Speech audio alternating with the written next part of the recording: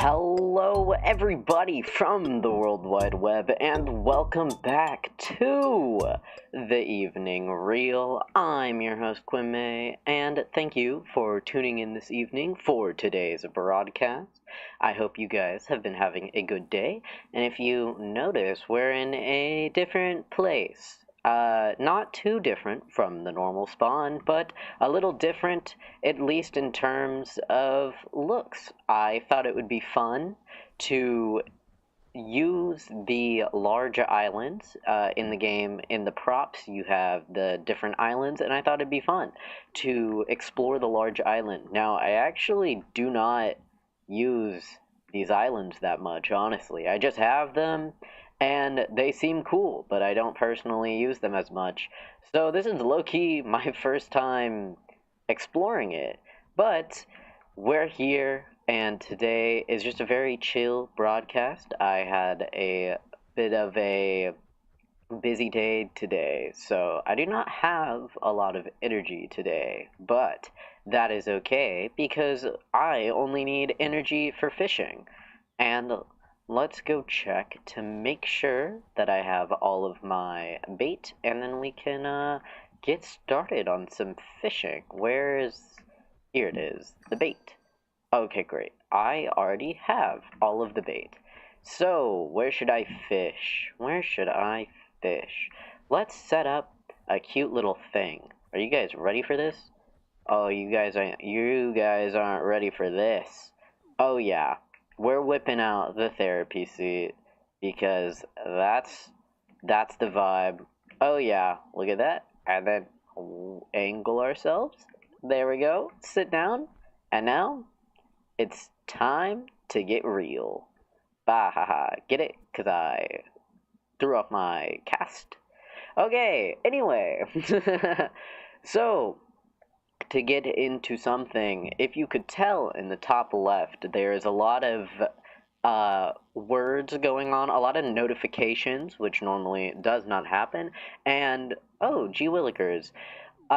This was something that I mentioned in the last broadcast, how I actually really wanted to start modding web fishing, since it's a new year, and you gotta mix things up after a while. You can't just do the same old, same old. I mean, I could.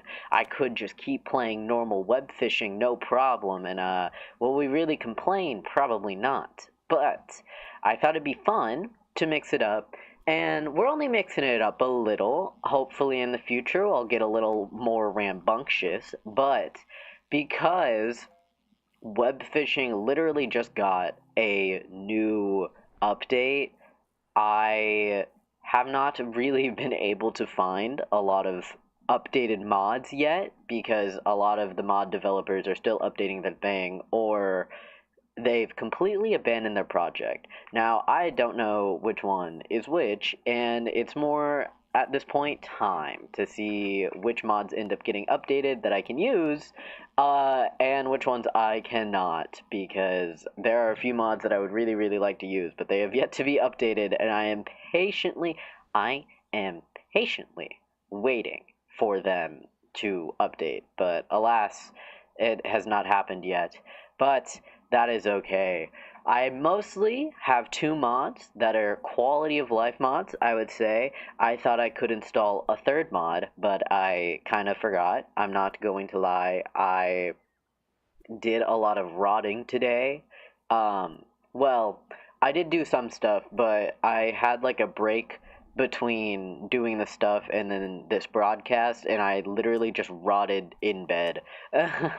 I was just watching TikToks. You know, gotta get my TikTok time before TikTok is removed. In theory, on like, what, January 19th or something?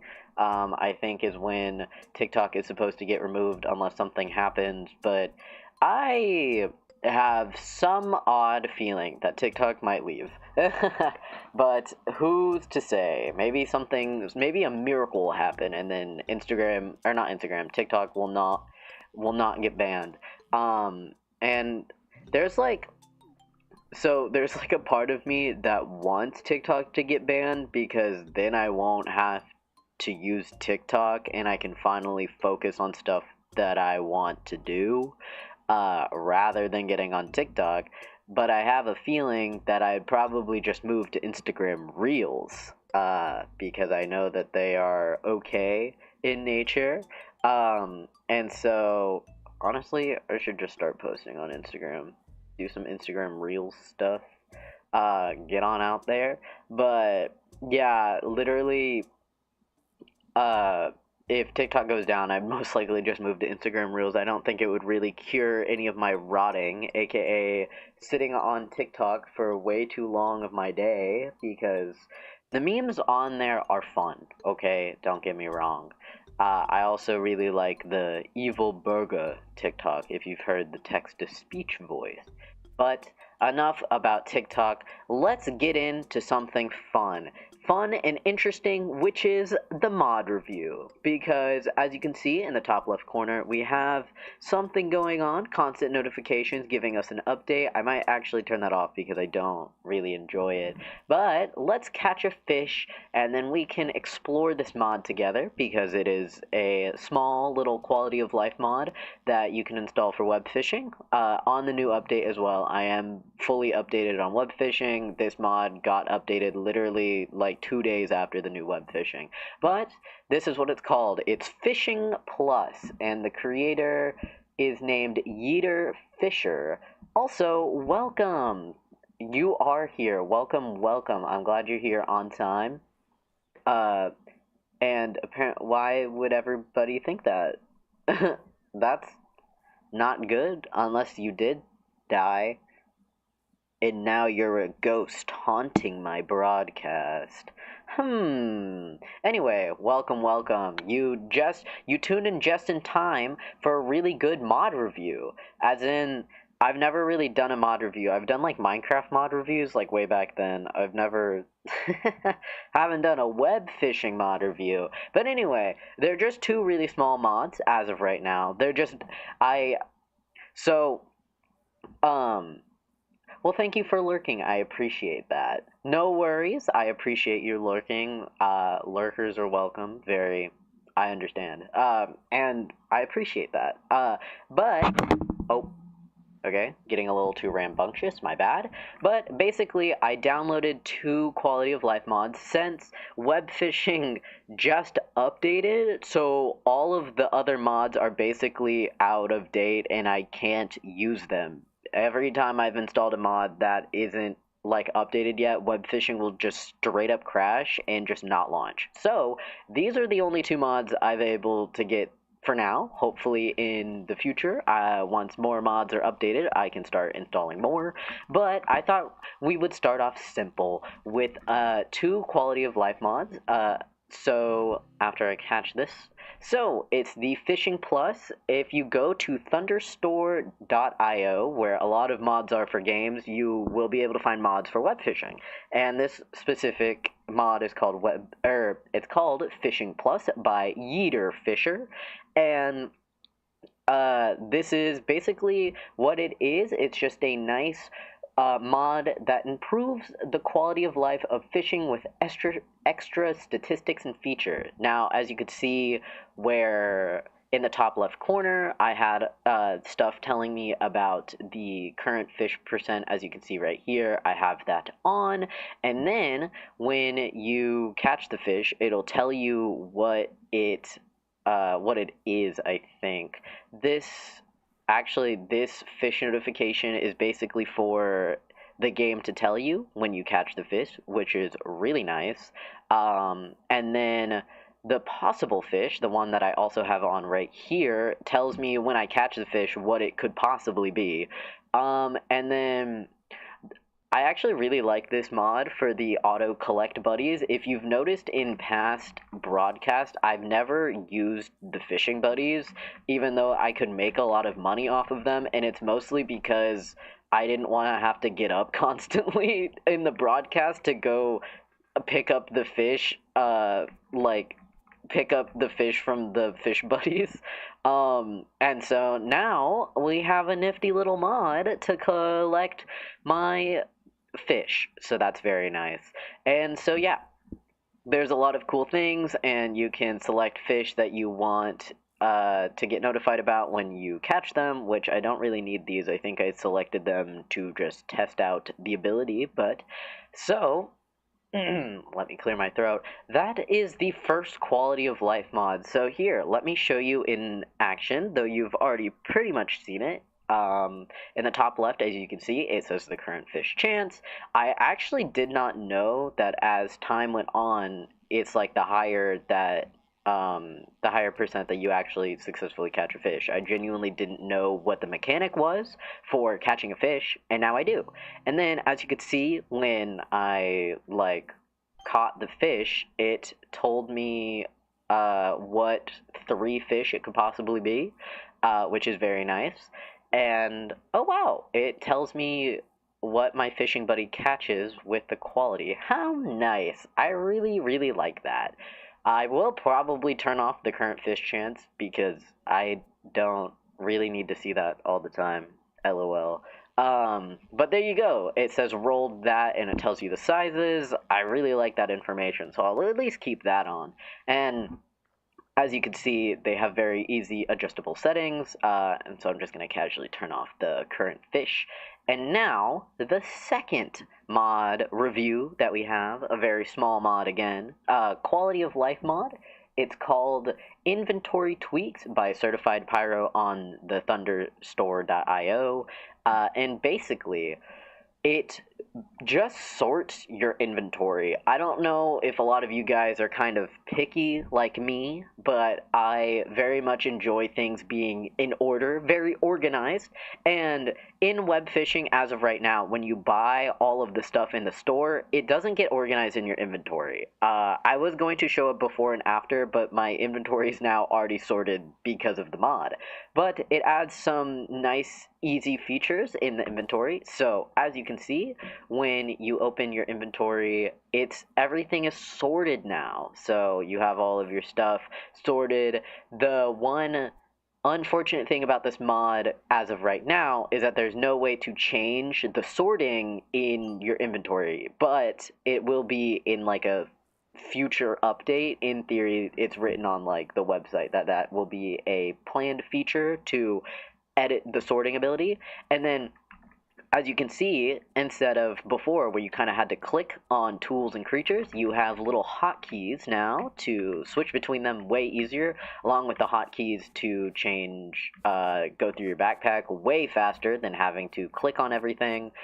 Just a little more ease to get on by, and it follows the same principle in all of the other backpacks. So as you can see, Q and E changed like this very easily, just like here.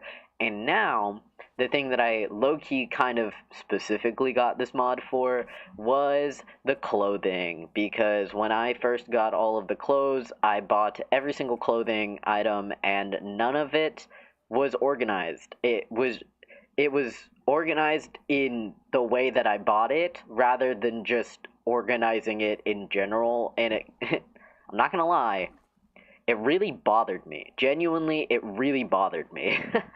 And so I found this mod and I got very excited that I could finally organize my inventory. So as you can see, if you compare this to my last broadcast and stuff, if I ever opened my inventory to change my clothes, all of it was just completely disorganized. And now it's all kind of color-coded, very easy. Even stuff in the face for the eyes and stuff are also sorted. So I don't know how they sorted it, but they did.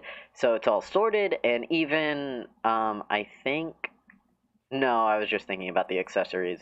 So, yeah, it's just very easy quality of life stuff. I'm trying to see if there's anything else that it sorted, but everything basically in your inventory now gets immediately sorted, which is very nice because I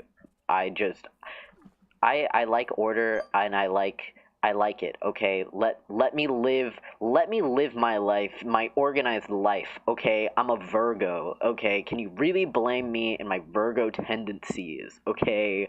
I always like blaming my organization skills on being a Virgo, even though it doesn't really have much to do with it. I just find it funny that I'm a little bit of a textbook Virgo in some ways. But those were the two mods that I've installed for now. I do plan on installing more mods later, and I would like to get into looking into custom maps. I really, really want to mix things up so we don't have to keep seeing the same old uh, default layout all the time. So I really, really want to get into custom maps. But again, since webfishing just updated, all of the mod people have to update their mods. It is really funny.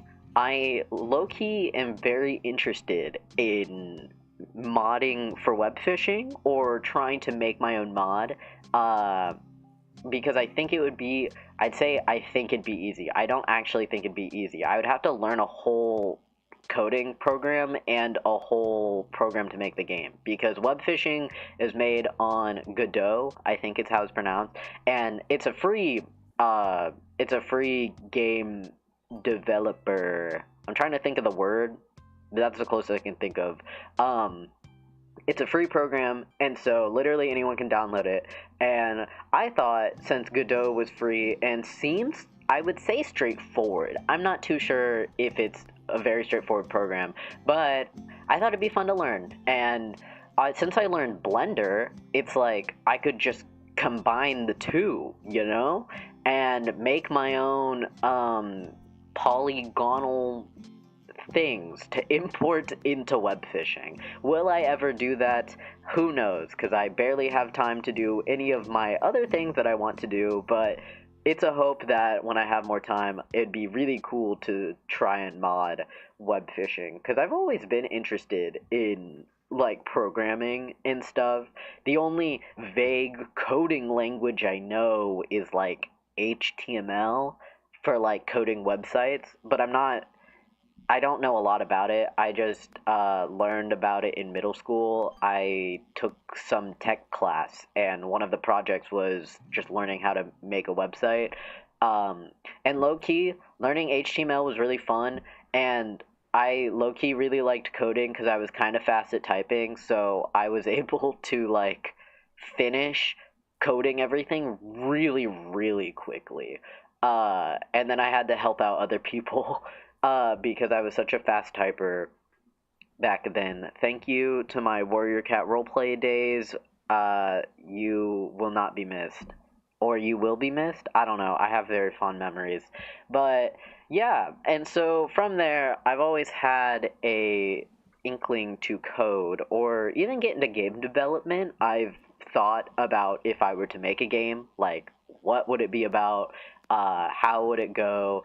And I have thought about starting really small and making a text-based game because I thought it would at least I could at least learn the foundations of game making if I start really, really simple with just text-based. And I think I could convey a lot with text-based games as well. So I've thought about it. I don't know if I would ever do it. Probably if I had, what's the word I'm looking for? Um, the privilege to do that, I would love to look into that. I've even thought, like, if I ever made a lot of money, I would love to invest it into, like, um, I, I've thought about like investing it into like making a gacha game like Genshin Impact, except it's just way better than Genshin Impact. I just take all the good things about Hoyoverse games and just make a really, really good game, basically. But obviously, that would not happen anytime soon. But I've been very interested in all of that. I think it's really cool that people are just able to code games. Like, literally, um, people just did that. Warrior Cats roleplay, yeah. I talked about this in the last broadcast. Yes, I've participated in Warrior Cat roleplay. I was a big Warrior Cat fan. And thank you. And I will say it loud and proud. I do not care if people are like, that's cringe. I know it's cringe. And I stand by that. I know I'm cringe and I'm proud. I'm cringe and free, okay? I think it's cringe that you think it's cringe. Like, what am I doing wrong? Nothing. I'm pretending I'm a cat. And so Yeah, big Warrior Cat fan back in the day. I could go on about that. I could even give you guys like a brief like summary of the entire Warrior Cat series from what I remember, which is a lot, honestly. I think at this point if I were to uh what are the words that I'm looking for? If I were to summarize Warrior Cats, that I could get it pretty accurate, but I think I would mix up some events because I don't remember when like most events happened. I'd probably get some mixed up where like I would say one came after the other, but stuff like that. Oh, hello, hello. Welcome to the broadcast. Welcome in. We're talking about Warrior Cats. If you were a Warrior Cat kid, I was. I was a big fan. Love Gray Stripe. He was my favorite cat. I don't know why. I don't know if it was because his name is Gray and my favorite color is gray, but really liked Gray Stripe. I don't think I had any other favorite cat. I used to be a big fan of watching Warrior Cat animatics, and there's this one Spotted Leaf animatic that made me sob. I have no clue what that is. That's fine. It's a book series about a clan of cats that are fighting. Basically, it's just a book series about that. That is the easiest summary I could give give you about. I still play Animal Jam and Chickens. I've Chicken Smoothie. I've never heard about this. I've played Animal Jam before, not as a kid. I literally tried it. Oh wait, looking up Chicken Smoothie, it looks like Neopets. That's what I played as a kid was Neopets. I don't know how old Chicken Smoothie is. Oh, you know what it is, but that's it. Okay, okay, that's fair. Um, I'm glad that you know what Warrior Cats is. I think it's very important that everybody knows what Warrior Cats is.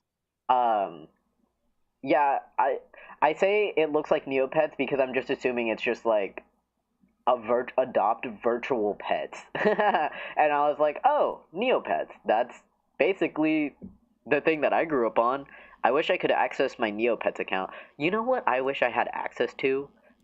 Well, I could probably figure it out, but I really want to get back into my Webkins account, my really old Webkins account that I made when I was like 5.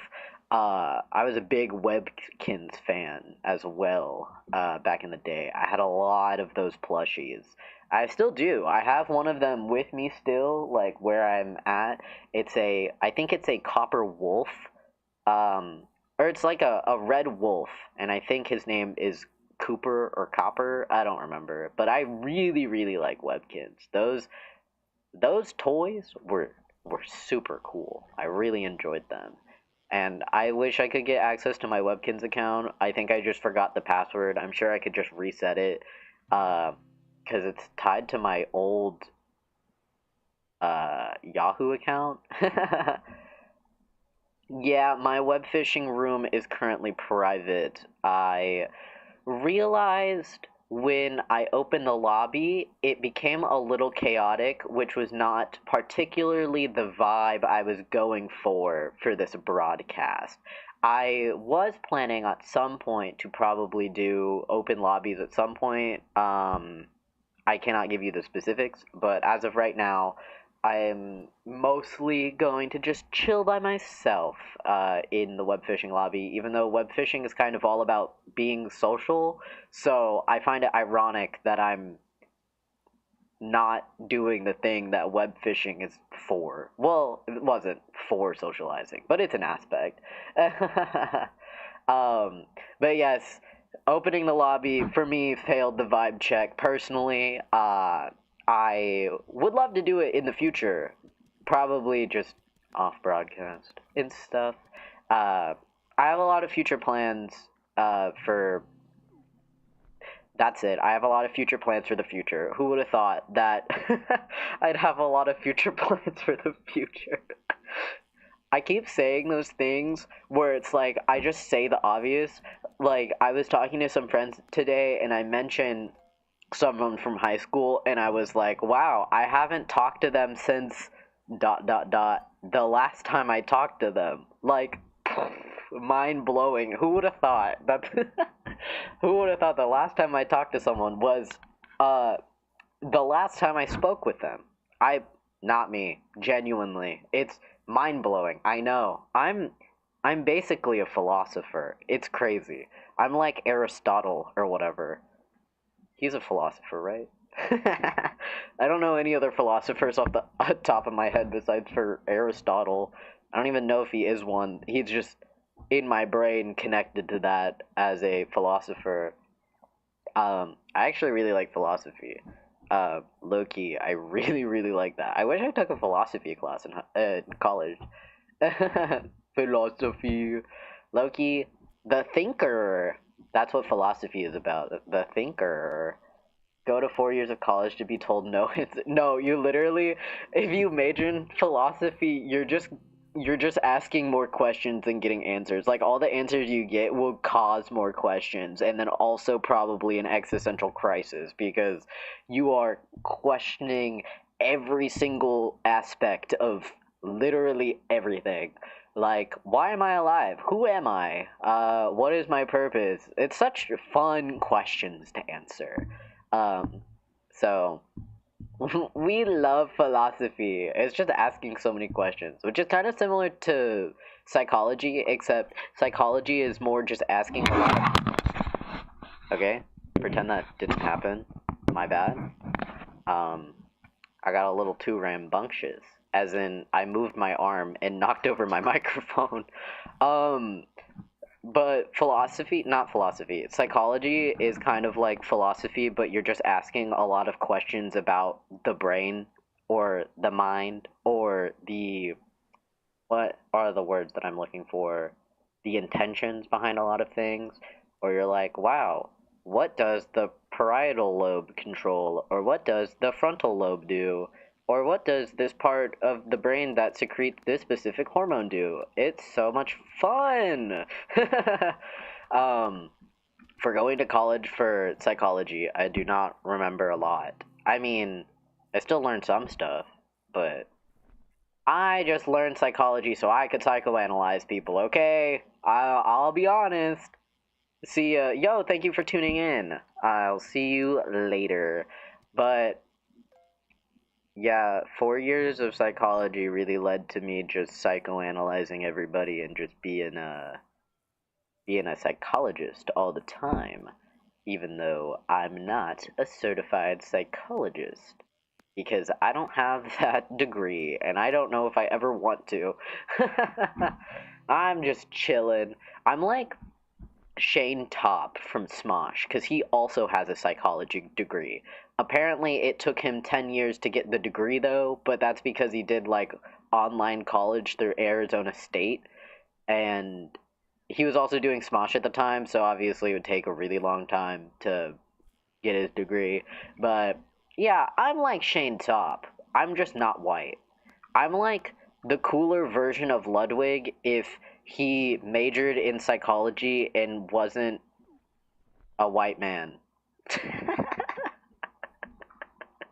It is really funny. Sometimes I do see I say similarities between me and Ludwig. It's not really, there isn't a lot of similarities. I just find it funny that my sense of humor is kind of similar, and we both speak French. Okay, I don't, clarification, I don't actually speak fluent French. I can speak very, very basic French. And that's the extent of my language. Though I am learning Japanese right now, and I did just hit 151 days on Duolingo. Though I will say, Duolingo is not a good app to learn a language on, even though it states that it can teach you a language. It's not actually good at teaching you the language, because it doesn't teach you grammar, and how sentences are grammatically structured in the language. Like, when I'm learning Japanese, it just tells me what everything means, but it doesn't explain to me where the, like, verb and the subject and the pronoun are all supposed to go. I kind of just had to like figure that out myself as I learn Japanese through Duolingo. I also mainly use Duolingo to learn the syllables of like hiragana and all of the Japanese things.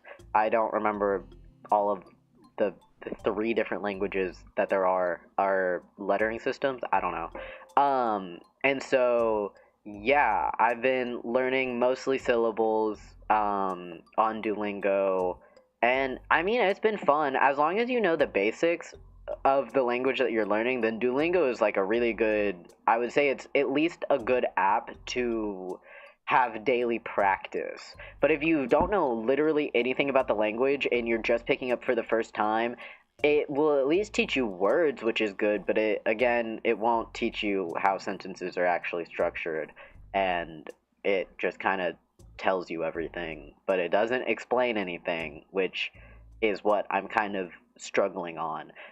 Literally, all of my knowledge on how Japanese is like grammatically structured is purely from observation. I've done a lot of that. But besides for that, oh wow, this is the second manta ray I've gotten today. I feel like I don't get them often, but maybe I'm not paying attention. But yeah, basically, Duolingo is pretty cool, I would say, for the most part, besides for all of that. Though I hate the amount of ads that I get on Duolingo. Like, bro, when I used to use Duolingo like 6 years ago in high school when I was taking French, so I could like practice my French every day, and there were no ads on Duolingo. There were like barely any ads. There were probably some, but not as many as there are right now. Like every time you finish a lesson, it'll give you an ad and then be like, you should download or you should pay for Duolingo Plus because then you'll get ad-free lessons and you can get infinite mistakes and XYZ. And I'm like, bruh, what happened to the old Duolingo, bruh? Why is everything a subscription nowadays? Literally, I was hanging out with some friends today, and one of them mentioned how they've been playing Overwatch, and I brought up how I used to also play Overwatch, but no longer do I play Overwatch. Just completely fell off when it became Overwatch 2. But I mentioned that I have a golden mercy gun because I was a mercy main back in the day. I loved playing mercy, even though I wasn't really good at playing mercy. I I just like being a healer. But I got a golden mercy gun, and that friend told me how you can't get golden guns like normally anymore, and I was like, well then how do you get golden guns? And apparently it's part of the battle pass or something, and I was like, that's stupid that you have to pay for it, because before it was free. You just had to like sell your soul to competitive Overwatch to get this golden gun.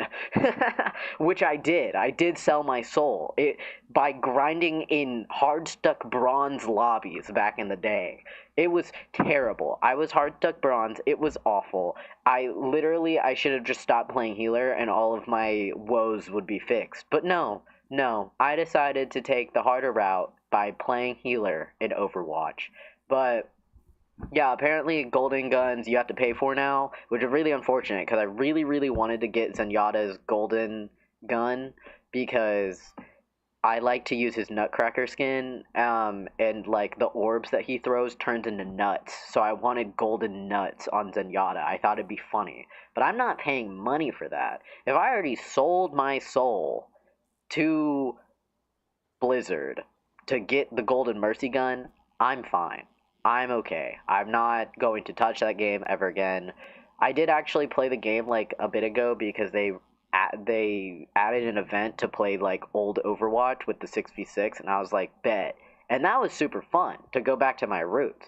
But Overwatch 6 itself, not Overwatch 6, hello? Overwatch 2 itself, I'm like, ooh, no thank you. I'm just a big Valorant person. Which leads us into our next topic of Valorant. I don't know if you guys have seen that there is a new Valorant agent out. His name is Tejo. Um, I'm honestly not sure what is the word that I'm looking for. What his role is. I feel like he's he's giving Sentinel or Initiator, but I'm not really too sure. I think he's supposed to be Sentinel, because that was what was teased before, I think. So let me go check so I don't, give you guys so I don't give you guys misinformation, okay? If I'm gonna give you guys news, I'm gonna give it to you guys in the most accurate way as possible. And so I'm gonna go casually check what his role is because I don't know what it is. And I feel like he should just be a sentinel. Let's see. Oh, he's an initiator. Okay, that would make a lot of sense with this kit. So, bro is an initiator, and he seems pretty cool. I feel like I don't think his kit is game breaking. When I was watching the trailer or his demo, I honestly didn't think his kit was too powerful. I think one of his abilities where you can like choose to, I don't know how to explain it, but it's like you do a minor explosion in place and you can pick the place that you can do the explosion in. And that is like the only part of his ability that I think is like OP because it can break the Killjoy's ult and basically rendering KJ useless.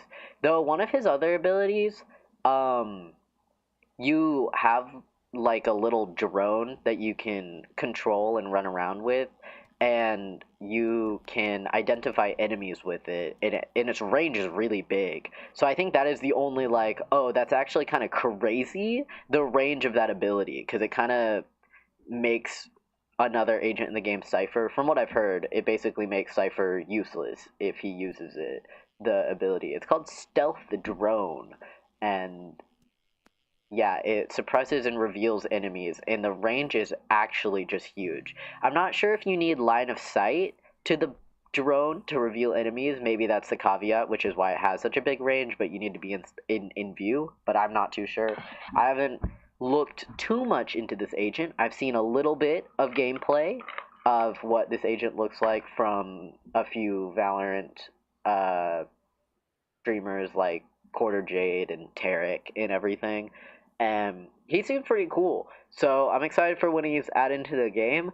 I'm honestly waiting for them to release an agent that actually breaks the meta or changes the meta. Because it feels like a lot of the characters they've been releasing as of late don't break or change the meta. Like with Clove and Vise, it feels like their kits were good, just not as good as the core agents, which everybody still kind of used. And I'm basically looking for something that mixes it up, you know? Like give me a little bit of Yoru or Neon, where I feel like they kind of changed the game as of late, especially with Neon, because a lot of pro people started using her more in like competitive games where they were able to utilize her slide very, very well, and I think that was really cool. Though I think they started nerfing it, but I'm not too sure. I have not played Valorant in a really, really long time. It was funny. In November, I told myself that I should play Valorant and try to actually get good at it, and I never did because trying to get good at Valorant is, I would say, it's a very big learning curve because there's just a lot that goes into it. Like, it seems like it'd be a really simplistic game to learn, which it is kind of at front, but if you try to climb the competitive leaderboard, that's when you're like, wow, I had to learn so many things. And it is it is a lot for my puny little brain to handle. I cannot really think of too many things at the same time. I'm very single thought brain, single cell brain. I'm stupid, basically. What I'm saying is that I'm dumb. I'm dumb and stupid. What more do I have to say? But yeah, no, the new agent seems really cool, and maybe I'll end up playing the new agent when I play it with my friends. Can you say? I don't know if I want to say that. Are you trying to get me to say something? I'm suspicious. I'm not naive. I'm suspicious. Why do you want me to say that? No, it's just hard to do. I'm considering doing your request, but at the same time, I'm scared. Hello, hello. What's this? Like the game that I'm playing? I'll sub. You'll sub if I say the gun 5 times fast? Why am I, like, still suspicious? I feel like this is some prank and you're about to, like, say something crazy, or I'm about to get banned off of YouTube by saying the gun 5 times. It reminds me of the... What's that song? The gun. We both reach for the gun. That song. Wait, okay, then what were you asking with the what's this?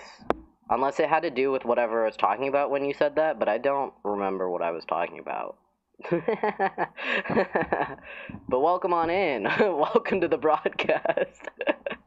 I hope you buckle on in, and chill while I'm yapping.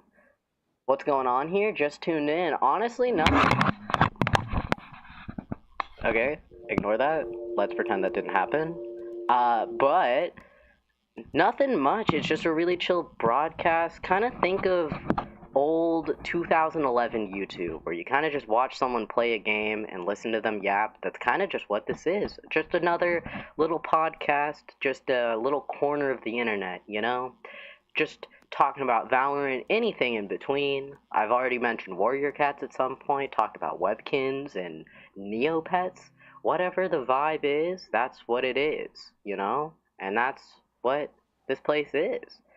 Speaking of little things to talk about, I thought of this new segment. And when I say I thought of, I didn't. This is a Cutie Cinderella bit where she inspired me with this new segment. Makes me think of raw time with the filter just in web fishing. Oh, wait. I don't know what raw time is, question mark? But yes, I wanted to give very radio broadcast, kind of just like, imagine it's like Sunday evening and you're trying to relax, so you just turn on the radio to a random station, and that's kind of the vibe that I'm trying to replicate. Well, with obviously the microphone filter. But stealing this segment or bit from Cutie Cinderella, I thought it'd be fun to do Positivity Tuesday, since today is Tuesday, and I thought it'd be fun to spread some more positive vibes around. So if you guys would like to share anything positive, something good that happened to you, possibly today or within the past week or anything, go ahead. I'm currently trying to think of what my positive thing was today or in the past week.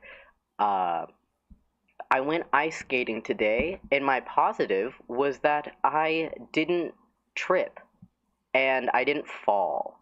So I'll take that. I was very worried about ice skating since it was my first time ever doing it.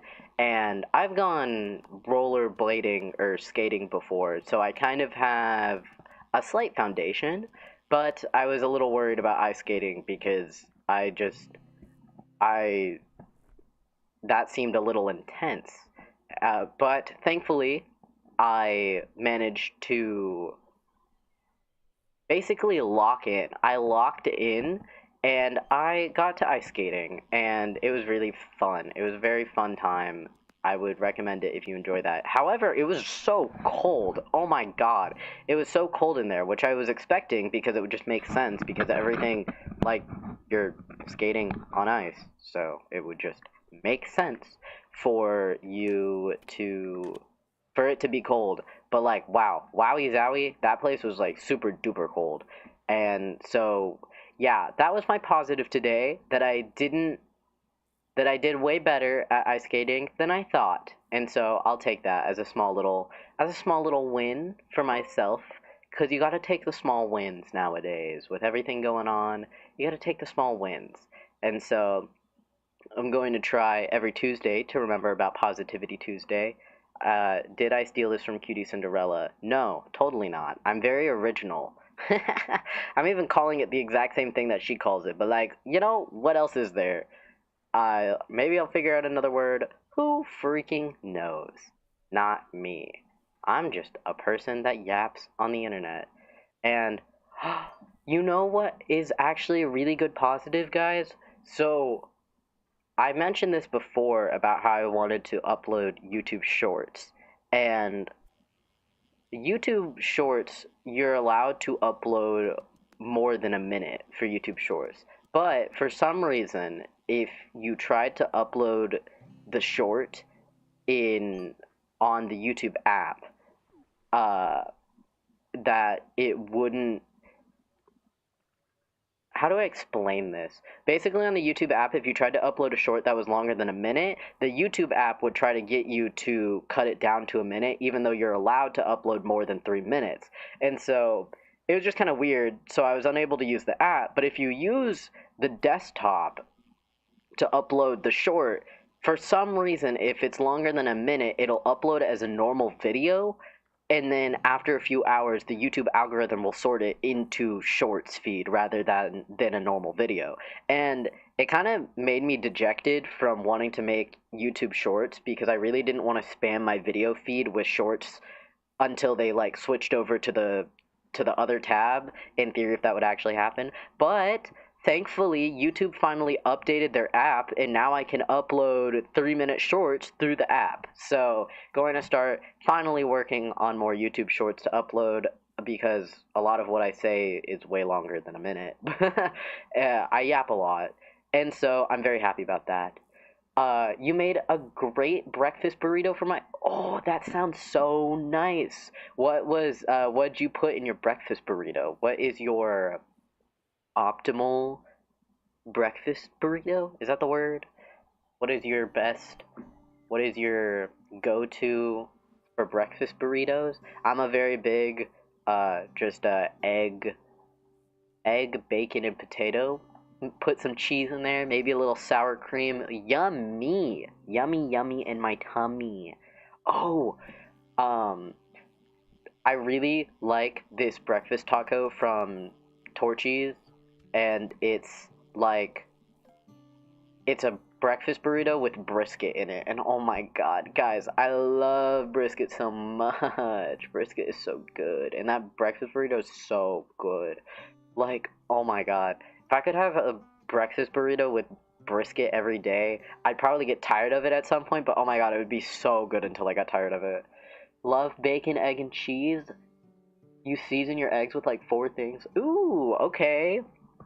I am just a very easygoing salt and pepper person. I don't really put too much seasoning into my stuff, and that's growing up in a white family. I do not know how to season my foods well. Anytime I do cook for my friends and stuff, sometimes they'll have to add more seasonings, which honestly, go ahead. Like, I do not find it offensive at all. I'm like, no, literally, like, season up your stuff to your taste. Like, I'd rather you do that than have unseasoned food that tastes bland.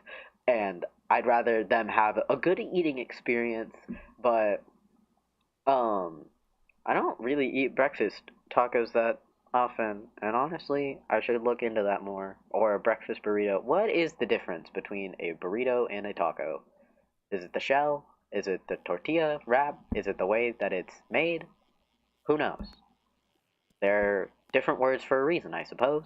So, it only makes sense that they are different, but yeah, no, the Torchy's brisket, like, if you have a Torchy's nearby and are able to get that, then, like, I would so recommend it. It's so good, especially if you put sour cream on it. Like, oh my god, guys. Oh, I'm dead. I'm dead on the floor. I'm so brisket is so good, and the one good thing about the United States is that, God, we have bomb brisket. Like, oh my God, I don't think any place can compare with their brisket. I mean, there probably is some place, but like, God, brisket is like way too good. Also, is Torchy's like a universal United States thing, or is it like in other states? Not me trying to like research stuff. Me on Google Maps trying to search the area. Oh, is this only a Texas thing? Interesting. Um, my black and Spanish. She loves the way I cook it. Yeah, right. Um, For me, a taco has less stuff in it. Is it wrapped up? Got it, got it. Okay. Yeah, no. I also have a friend, and she seasons her food very, very well, and I'm like, yes, thank you, thank God. Like, shout out to my dad for being a real one and cooking us dinner every few nights. Like, I appreciate that he made dinner. However, him being a white man did not know how to season anything. But God bless his heart, he still made us food, and I appreciate that from him. I will not complain about being made food. I can just season stuff myself. I have been exploring a lot more seasonings as of late since I've been living with some roommates, and those roommates buy a lot of seasoning. And so I've been able to experiment more, which has been really, really nice. I really like to make these home fries, um, which are just like you just cube up some potatoes, oil, salt, vinegar, onion, garlic powder. Very, very easy, and then put them in the air fryer for I can't tell you how long. I don't know. I just do it based off vibes. Cooking by the heart, some could say, especially for baking. I hear a lot of people using the measurement with your heart as a thing, which I really, really like. And so, yeah, I need to learn how to season my food more. I need to just cook more in general. I really, really want to learn, or I really, really want to expand upon my knife skills because I do really, really like cooking. Um, and if I could get faster at cutting things with my knife, then all the prep work would be so much faster. Because that's honestly what takes up so much time to cook is like the prep work. If it's like, if I'm cooking like a really really big complicated meal that isn't just pasta and you throw the pasta into the pot. You should try sazon on french fries or cubed potatoes. What is that? I don't even think I pronounced it right either, but I don't know how to pronounce a lot of things. Saz sazon. I'm like spice blend. Ooh, I'll have to look into it. That seems nice. uh I need to learn. Yeah, when I made pasta the last time my friend was over, she helped season it. Thank God, because I'm so used to like normal, just boil noodles, pour sauce on top, have meatball.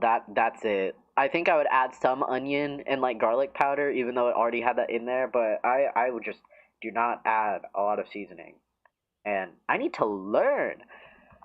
Orange Spanish dust that makes things salty and yummy. Ooh, you got me with salty and yummy. I'll definitely look into that then because that sounds great. We have this seasoning. It's like Creole seasoning. I don't really know what that means. I don't know if it's like the place the place's seasoning or if it's just whatever. Anyway, we have that type of seasoning, and I threw that on fries, and those were so freaking good. I was like, oh my god, Flavor City over here. Ooh, glistening white shark. But yeah, no, I need to start cooking more. I do enjoy cooking, though it is a labor of love depending on what it is. I really, okay, this is my toxic trait, is thinking that I could cook steaks very, very well my first time because I've watched so many videos on how to make steaks that I swear that I could do it like first try. I think the only thing I would have to brush up on is how long you need to cook it on each side. But besides for that, I am convinced that I could just cook up a steak really easily. I even have a cast iron skillet. I just need to season it because it's not seasoned at all, and I need to season it. But I really want to get into making steaks and just cooking in general. It seems like so much fun, and those life skills will follow me literally for the rest of my life. So if I learn them now, I won't have to learn them later. And if I can learn good knife skills right now, I go zoo Guys, if there's one thing that's really important in the kitchen if you cook a lot is a really, really good quality knife. Genuinely, a good quality chef's knife will make a world of a difference for cooking in general, period. Like, I need to invest in a good chef's knife because all of the knives that I have are like the store-bought ones that are just flimsy and bad, and they're not made out of good quality material to be durable. And so over time, obviously, as you use them, they become more dull, and having a dull knife is um way more dangerous than having a sharp knife. And I learned this in culinary class in high school. So let me pass on these words of wisdom if you did not know that already. And so, yeah, literally, my brother bought himself a really, really good fancy chef knife, and like, God, it cut smooth like butter through everything that I used it. And I was like, dang. Have you seen the movie called The Platform? Old guy has a knife that sharpens the more you use it. I have not seen that movie, though weirdly I've heard of that movie recently, and I think I was just on TikTok, and in the comment section someone mentioned that movie, but I've never seen it. I don't even know what it's about. I've literally never heard of it until then. But that's fun. I like that. You could also just buy a knife sharpener to sharpen your knives, but they're A, expensive if you actually try to buy normal whetstones to sharpen, and or B, they're like not even actually good at sharpening knives. I bought like a store-bought knife sharpener, and they're honestly not that good. You could probably find a better one on Amazon, or just invest the money and buy the whetstones if you wanted to really be official about it, which I low-key really want to invest in. Um, the whetstone so I can sharpen my knives properly, because it seems fun. Or what is it? It's like some really long iron rod that you can like sharpen your knife with really easily just for like upkeep maintenance. I want to get one of those as well because that would be fun. But yeah, I do not cook that often, but man, I need to. You know what I really want? I want a wok. That might sound really random, but I really want a wok. It seems cool. Well, also, I could just cook a lot of food into it. I mean, you could cook a lot of. I would just feel really authentic when I make Asian food if I had a wok, okay? Imagine, like, that would fill me with so much glee. But anyway, gotta head out. Hey, of course, and thanks for yapping with me. I hope you have a great rest of your night, and all of that. It was nice talking to you, and hope to see you at some point, maybe. Who knows? But yeah, have a good rest of your night. But basically, yeah, cooking is an essential skill, I would say. It's very nice. My family used to do one of those, what do you call it? Those, it was like packaged. What are the words that I'm looking for? My brain is so slow today. I am genuinely so tired. I didn't take a nap today, and my brain is working at like snail speed. My family used to get those boxes where they would basically give you the recipes with all of the ingredients that you need, and you just followed the card and then cook the food. And like, that was low-key awesome. I really like that. And now I have a lot of recipes from that. But that was really fun because that was back when I actually took my intro to culinary class, and so I learned a lot of things. It is really funny learning how to properly handle a knife and then watching people get a knife and then use it improperly, because a lot of people will like stick out their like, I don't really know how to describe the grip when you grab a knife, but normally a lot of people will like put their pointer or like their middle finger on like the spine of the knife as they cut food, and it's like, you're not supposed to do that. That's actually really, it's not like it's really really bad, it's just improper and not how you're supposed to hold the knife. I'm not sure if it's for stability purposes or what, but it is funny watching people who don't have knife skills try to use a knife, and then I'm like, wow, you just don't know how to hold a knife correctly. And I feel like that's common sense, I fear. And apparently it's not. Then again, I do not have any. Wait, does the rubber ducky have eyes?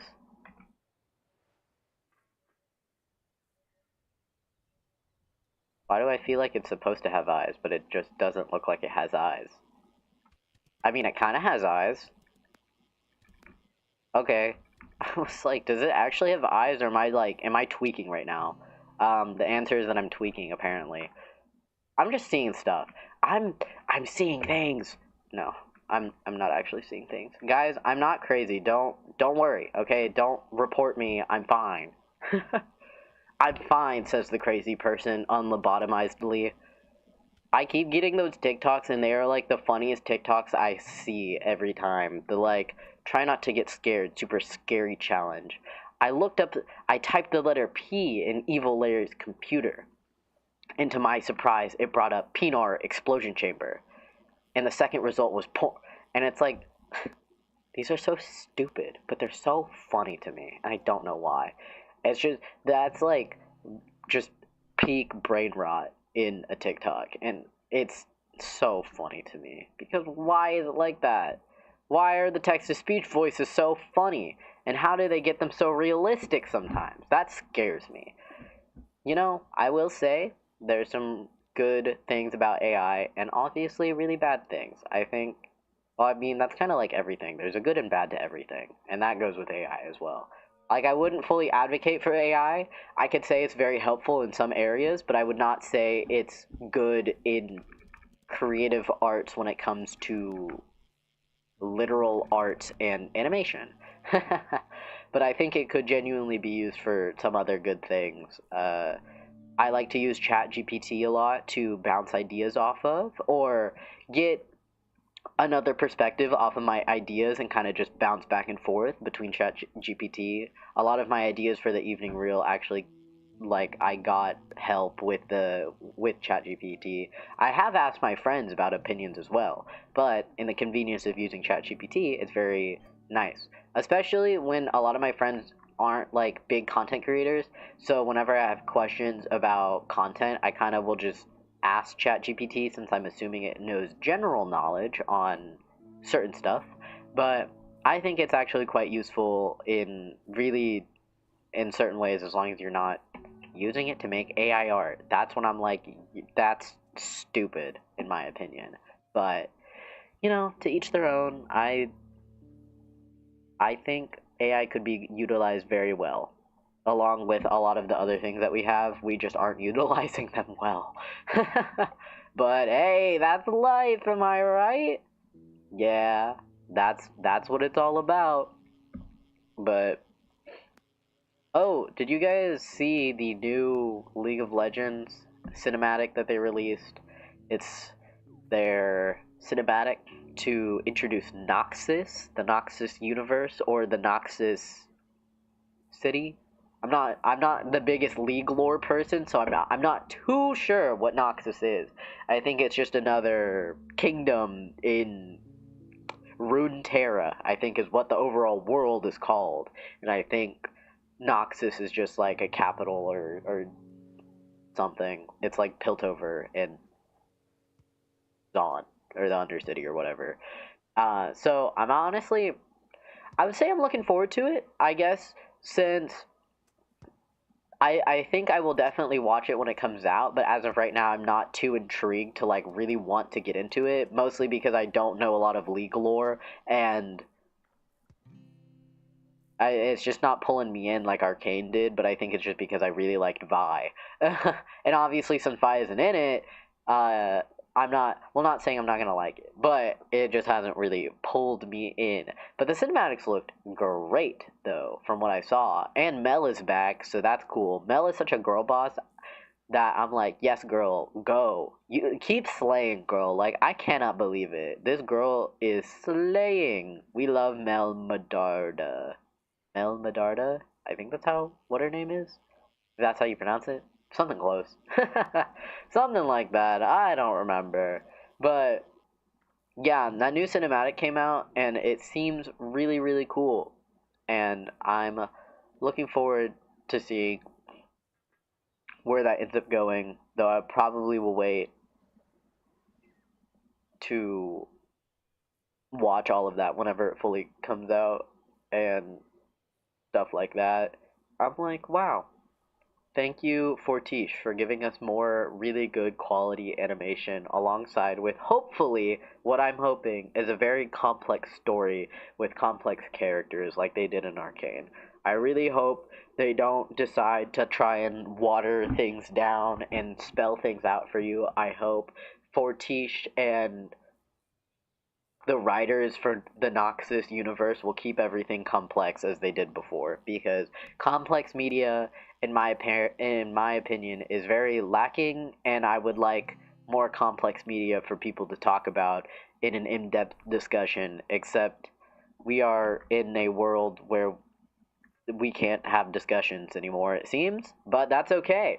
I just like complex media, okay? What can I say? I like complex media. I like complex characters. They're fun to figure out and like pick apart and figure out the intentions and everything. And this might be on me being a psychology student.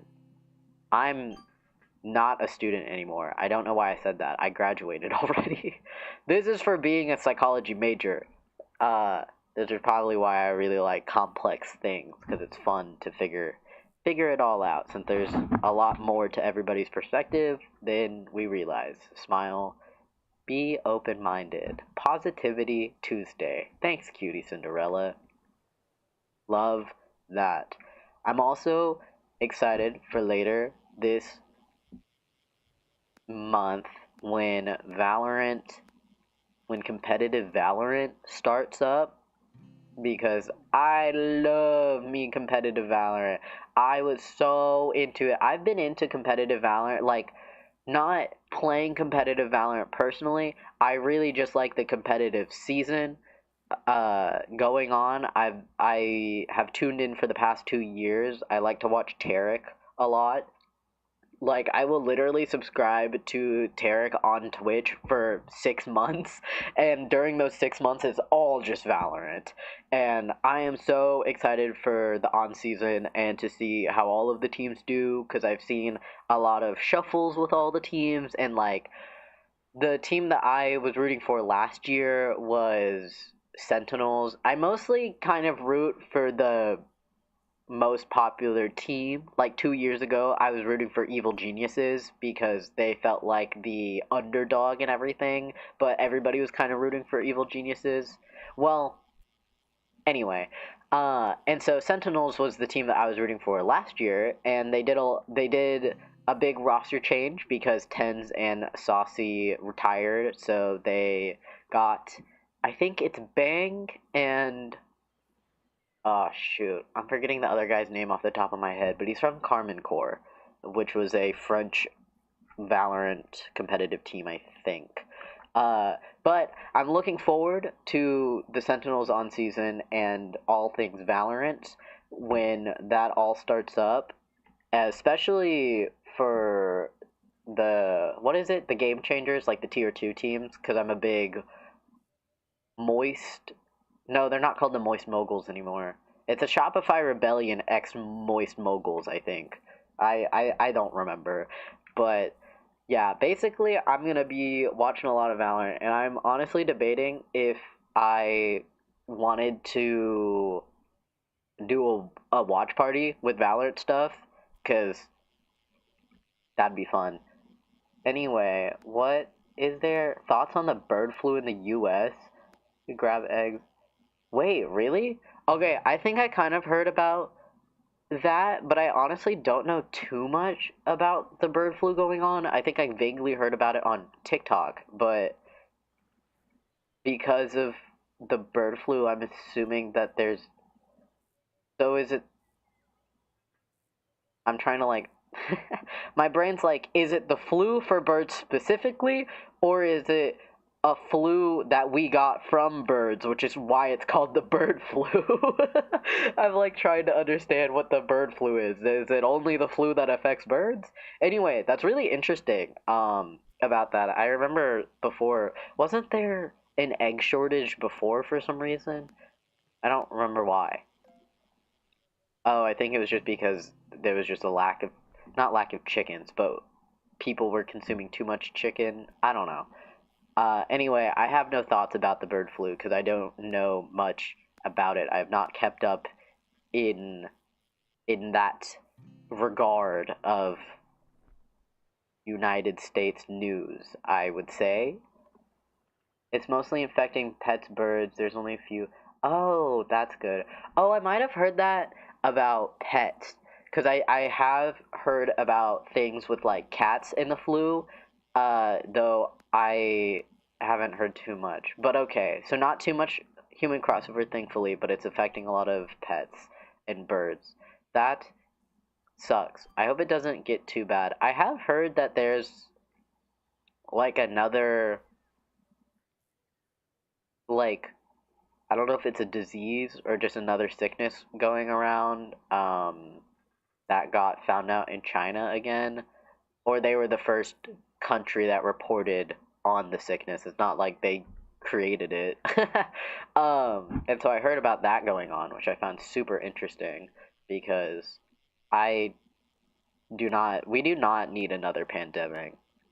I'm gonna say this right now. I don't think we need another pandemic. As much as I love staying inside and being told to stay inside and to not go outside and socialize, like, God, the social devastation that the pandemic brought onto us is, like, actually crazy.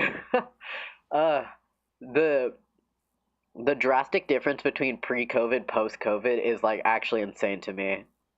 Like, the developmental issues between that is needs to be studied. Genuinely. I mean, people are already studying it, I'm assuming, but, like, God, that was a time to be alive. So sorry, I'm getting rambunctious. I actually need to figure out a better way to mount the microphone that I'm using, because it's just sitting on top of something else and just balancing on something. Because it's, in case you don't know, the microphone that I'm using is quite literally a telephone to get the radio effect, the phone call effect, right? My microphone is literally a telephone, and I don't have a proper mount because I don't think they make telephone microphone mounts. And so I'm unable to mount it correctly. So it's just sitting on top of my microphone mount and just balancing. You could call me an engineer. You could call me an innovator. There we go. That's the word I'm looking for. Yeah, I'm an innovator. I innovate or whatever. I think outside the box, you could say. It's a very sketchy setup. It's okay though. Also, hopefully, since I'm using these fishing buddies now, I can make even more money faster because I spent a lot of my money on the new bait in the game, and I really hope that they don't add more bait things to buy, because I would like to save my money now, please. My pockets hit ouchie, but it'd be like that, I guess. Sigh. Also, it's been super cold recently, because of the cold front, and I'm like, I love the cold weather, but my body itself was not built for the cold. I will say. I was not built for the cold. I am fragile and too skinny to be able to exist out with how cold it is. But the good thing is that I can just wear a lot of layers, but it's been super cold out, and I heard there's like a really small chance for it to snow, which I think would be super sick.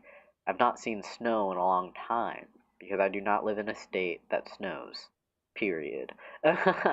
And so this cold front has been super crazy. I really want to wrap myself up in some warm blankets, get a cup of hot cocoa and make some oven baked cookies. Like, oh, that sounds like such a nice vibe overall, and I would love to do that. And with this cold weather, it's perfect opportunity. I really like hot cocoa, but I don't like store-bought hot cocoa because it's too watery in my opinion. I kind of like thicker hot cocoa, more creamer than like just using water and whatnot. And so hopefully I can bundle up tonight and cuddle with my dog it sucks having to walk my dog when it's so cold because I can't be outside for so long. I just need to wear better clothes. But like, oh my god, I feel bad for my dog because he wants to like walk, and I'm like, bro, I'm so cold. Like, my hands are cold, my face is cold, my toes are cold, my everything is cold, bro. Like, we need to go inside. I'm going to freeze to death if I keep staying out here, man. And then a lot of our walks are like really short now because it's just too cold for me to like deal with it more than 5 minutes. But I'm like, man, I need to take him outside longer. Because bro is just a chiller. Just like how chilly it is outside. But also the cold front was so random because it was like literally 80 degrees, and then the next thing I knew it was just randomly 30. And I was like, bro, what the, why is the weather just not making up its mind? It's like, do I want to be hot? Do I want to be cold? I don't know. And then the weather just flips on and off, and I'm like, bro, make up your damn mind, you know? Like, come on now. But anyway, cold weather, meh. I still really like fall and winter. Like, fall and winter are my favorite seasons. I just cannot handle the cold, and I wish I could. I just, I'm just a baby. I'm just a little little baby when it comes to the cold, okay? Literally, this is going to sound crazy, but in high school, I took a trip to Canada for my French class because we just could. And we go to Canada in the middle of January, February, March, April, May, around that time. And in Canada, it was still really, really cold. And it's snowing in Canada, and because it's that cold, there's snow everywhere. We got to play in the snow. It was super cool. And I like packed as much thick warm clothing as I could. But the thing that I didn't account for was my feet, because my feet got so cold and I did not buy proper socks to withstand the cold. And basically what ended up happening is that my feet got so cold that on both of my feet, on my pinky toes, the nail just split completely in half. And it's been like this to this day, and it has not fixed, and it is literally just because it was cold in Canada. Granted, there was a moment where I got snow trapped inside my boot, and so that did not help because then I had wet socks in cold weather, and that is something I would not wish upon my worst enemy. That was awful. And so, yeah, now I just have a cracked nail, which is so awesome. Thank you, Canada. Actually, that Canada trip was really fun. It was super cool being there and looking at everything. But God, it was so cold. I was just again, not not built for the cold. I am skinny and have no fat on my body, and that's just not a good mix. I need to bulk up. I need to bulk up so I don't get cold. I'm joking. I don't think that would fix a lot, but I just get cold really easily. Okay, like leave me be. But I just need to start bundling up more. I need to get warmer clothes. But I guess I'm never prepared for like insanely cold weather because it's so rare, or like it just doesn't happen as often, so I'm never really prepared for it. But that's okay. Not like I'm traveling to any states that are super cold. Oh, it was really funny. One time I went to Chicago to visit my friend who tattoos because I wanted to get a tattoo, and um I did not know, this is going to sound silly. I did not know that Chicago was called the Windy City. And let me tell you, I did not pack for windy weather because I did not know that. That was missed foresight on my part. Like I should have looked at the weather because I just did not pack like a windbreaker or anything. I just packed normal like sweatshirts and jackets so I'd at least be warm. But then from how cold it was with the wind, I was not warm anymore because there was just so much wind and I didn't have a windbreaker. My friend literally made fun of me and she was like, "How did you not know that this was called the Windy City?" And I was like, "I don't know. I don't travel to a lot of places, okay? Like I well, actually, I've traveled to a few places, but like I don't travel as often anymore. A lot of my traveling was done in high school since it gave me a lot of opportunities to travel. I've not really, well, anyway. So, yeah, I did not know Chicago was called the Windy City, but I did get to visit the giant bean, that giant metal bean they have in Chicago. That was super cool. I liked that a lot. It was fun to take a picture in front of, and I think I even got like a fridge magnet of the bean from Chicago. And I also have my two tattoos from my friend on my shoulders. And I low key have been thinking about getting another tattoo. I'm a very big person where I cannot get an impulsive tattoo. Like, I could not really convince myself to, on a whim, to just get a tattoo. I'm a big person on thinking of the design to make sure that it fits with me and has like a meaning behind it. Um, so it's kind of just the thought that I don't want to regret this in the future. So I think really, really hard and long on what I want to get tattooed onto my body to make sure that I don't regret it. Like the things that I got tattooed on me as of right now, on my left shoulder is the pattern of the top of my cat's head. My childhood cat, his like the pattern on his head is tattooed onto my left shoulder, and then on my right shoulder I have a sword that uh is in honor of Technoblade because I was a big Technoblade fan before he passed. Technoblade never dies. And so yeah, I have those two tattoos, and those are like I have been thinking about those tattoo ideas for probably like the past year before I got them. Like I thought of the idea and I literally sat on it for an entire year to make sure that I really really wanted them.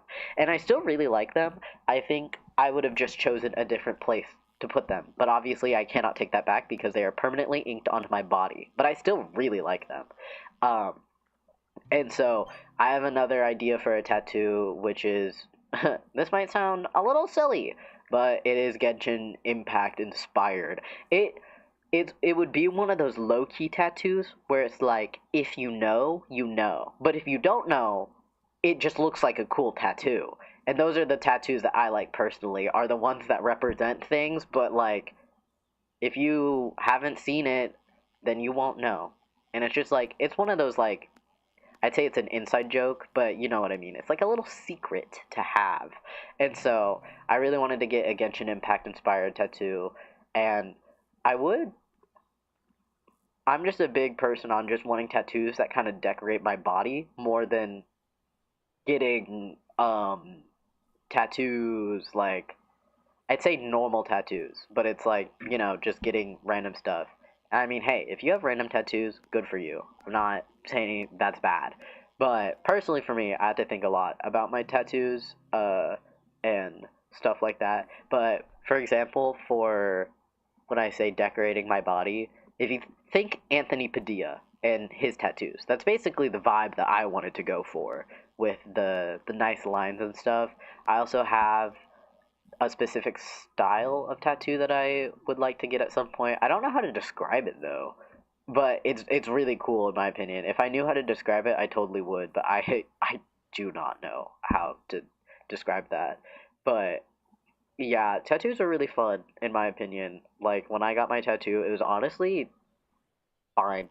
My friend told me it was gonna feel like a cat scratch, and like that was exactly what it felt like. And I didn't even use like the numbing cream that they have or whatever. I just fully went into it because I was like, I just want to know what it feels like, and now I know. And it was honestly like not bad at all. Then again, my shoulders are really like they're not a really painful place to get tattooed. Like if you're getting the back of your hand tattooed or your feet or your neck, like wowie zowie, that is going to be painful and hurt a lot because youch.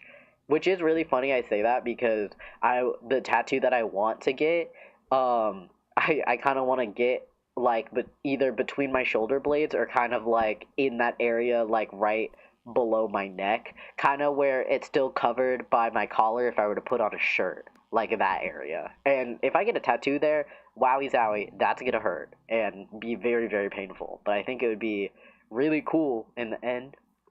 If many of you guys are curious, I wanted to get a Raiden Shogun inspired tattoo because I really, really like that character. Raiden A is my favorite Genshin character alongside Yaibiko because of their very complex lore and intricacies with each other. And I just love both of those characters. I went through an entire like 6 months where I was just obsessed about Raiden A and Yaimiko, and like all I did was research their lore, research Inazuma lore, XYZ, do all of this, and like, uh, really love those characters. I the duality of Raiden Shogun fans are either you like her because she looks like a waifu and it's like haha boob sword, or you are completely obsessed with her lore and who she is as a character. And that's me. I'm obsessed with her character and her lore, and I'm just a big fan of her because I enjoy, again, I enjoy complex characters, and Raiden Shogun, in my opinion, is a complex character. Speaking of Genshin, I'm very excited because there, in theory, in 5.4, will be an Inazuma event, and oh my god, I have been waiting so long for an Inazuma event. I keep getting leaks on Twitter, and I'm like, oh my god, I'm gonna be eating so well. I'm gonna be able to hear Shogun again. I'm gonna hear Yaimiko. Like, oh my god, guys, when I play that, and then I'm going to be freaking out the entire time. I literally thought about it where I was like, I need to record myself playing the event so I can upload a video, and it will literally be called Insane A Miko Fan Plays New Inazuma Event. Because the entire video will just be me losing my mind and screaming every time I see Yai Miko, Raiden Shogun, and like maybe Kirara. Because I do really, really like Kirara. She's just such a cute little kitty.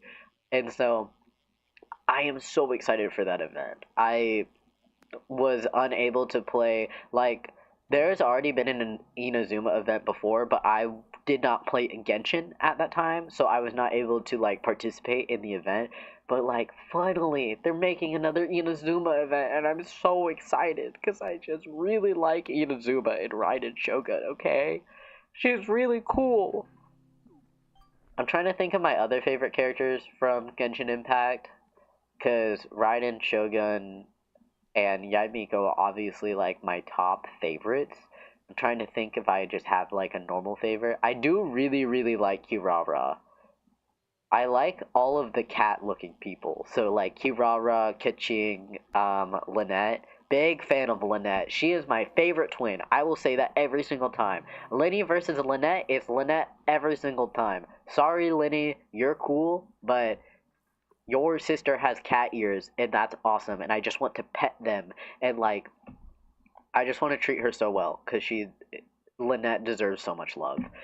And I also really like Razor. I like all of the characters that have some like animalistic quality to them for some reason. It's just funny to me. But yeah, overall Shogun is my favorite.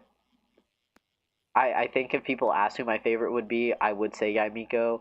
Also, like, it's so rude every time I see those, what your favorite Genshin character says about you, and I'll always read the thing it says for Raiden Shogun and Yaimiko because they're just my favorite. And every time I read the what your favorite Genshin character says about you for Yaimiko, it all boils down to mommy issues, and I need to choke everyone who says that because shut up.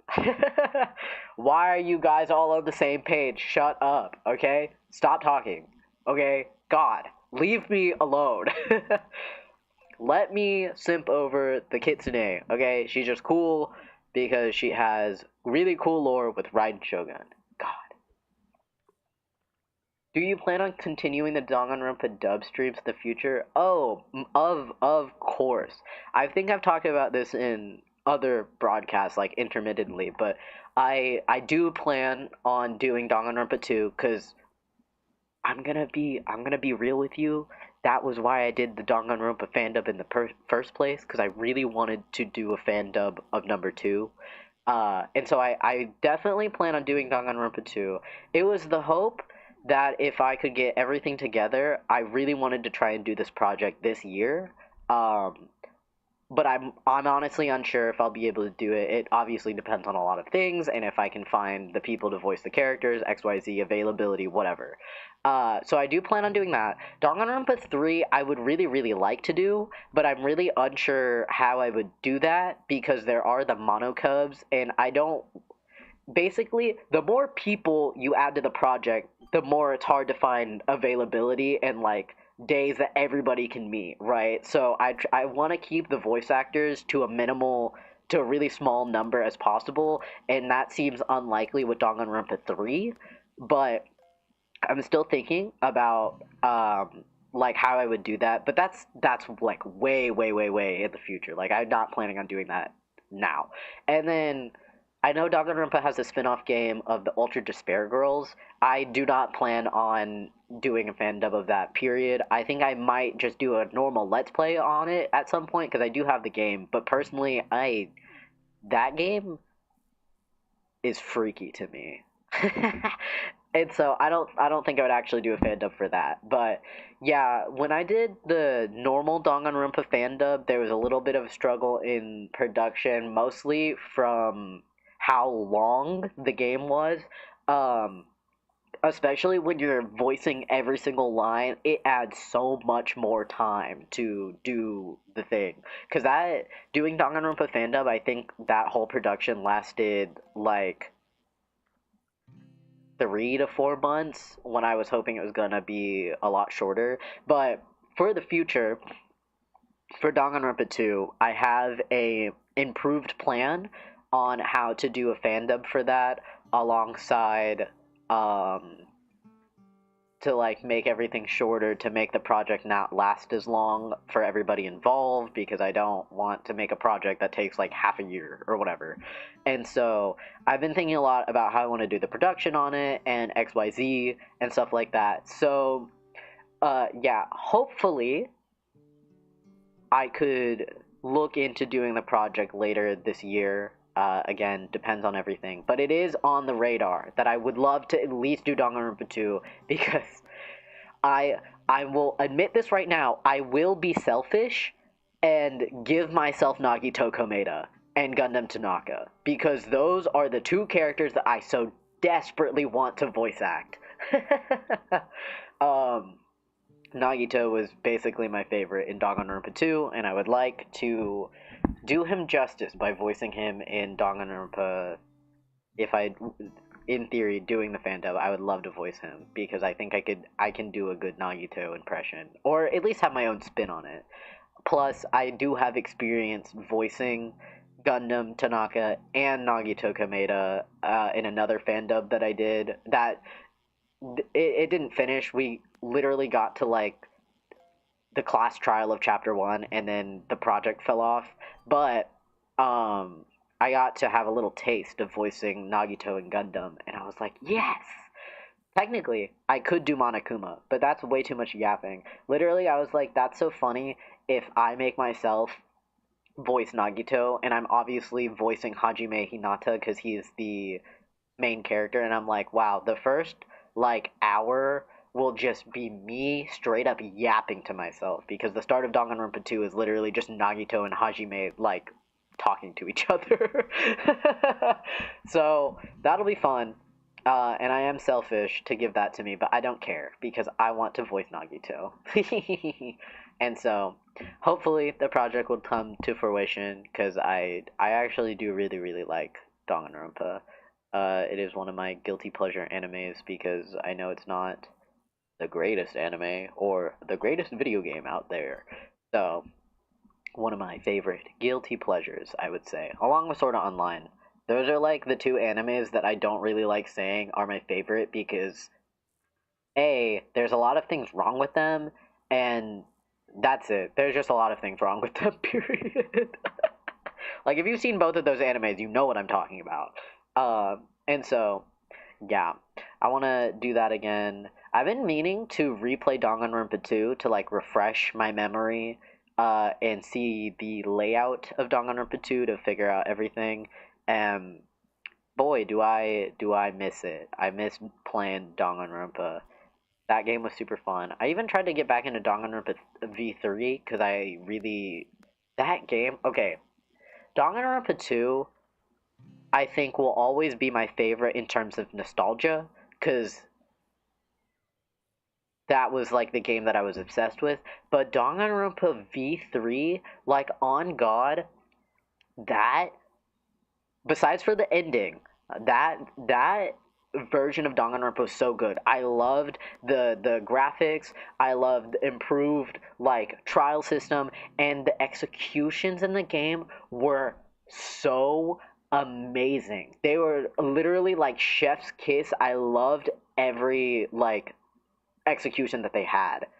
I definitely get what you mean by a little bit of a drag. It kind of did feel that like that at certain points, and the ending for me is what was extremely lackluster. I think the ending was just stupid for V3. I don't know how else it could have ended. I just didn't like how it ended. The way it ended was stupid.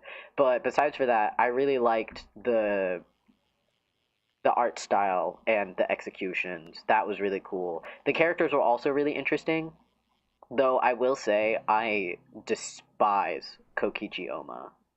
He just annoyed me way too much in that game that I cannot like him because I know the entire point is to make you mad and to piss you off, so he's doing his job. But like, oh my god, I literally hate him.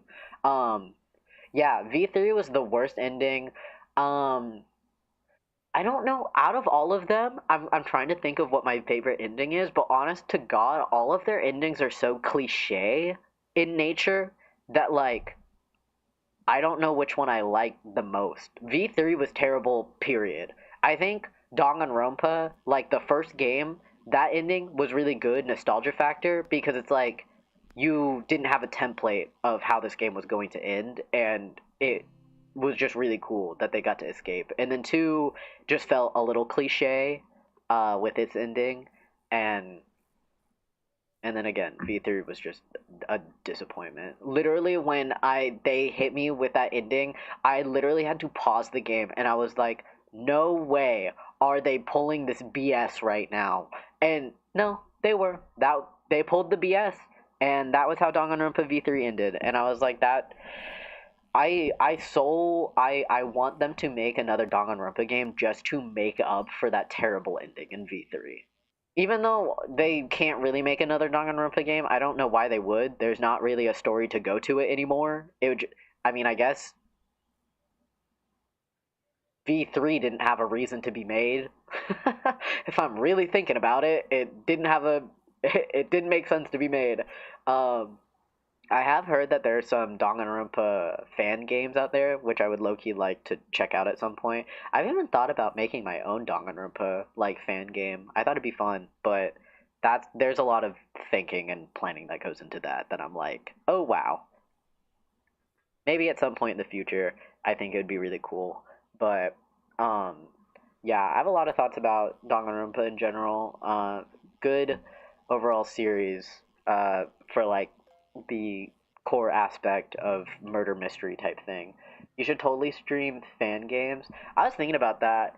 I was thinking about trying to get back into normal streaming, and I was kind of having this debate where I kind of wanted to keep YouTube like how it is, so I was debating about maybe going back to Twitch to like stream like normal gameplay and not just web fishing.